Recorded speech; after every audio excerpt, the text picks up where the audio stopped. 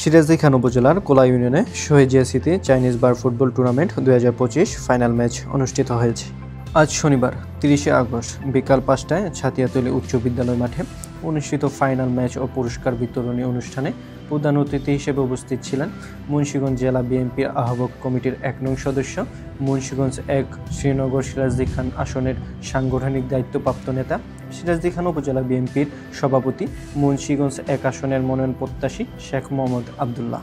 খেলাটির উদ্বোধক হিসেবে উপস্থিত ছিলেন সিরাজদি খান উপজেলা বিএনপির সাধারণ সম্পাদক এম হায়দার আলী।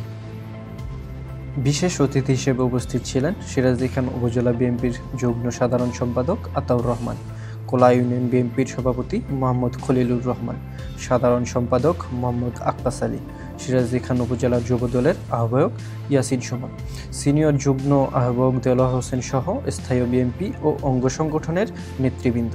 অনুষ্ঠানের সভাপতিত্বে ছিলেন ছাতিয়াতলী উচ্চ বিদ্যালয়ের এডহক কমিটির সভাপতি ফারুকুল আলম এবং সঞ্চালনায় ছিলেন যুব নেতা মোহাম্মদ মুহাসিন ডালি।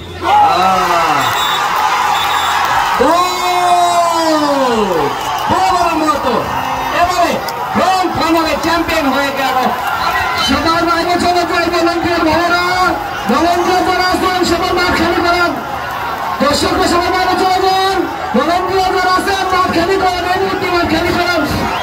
দর্শকদের কাছে আপনারা বল ধরে হাতে দেন, ভলান্টিয়াররা বল ধরে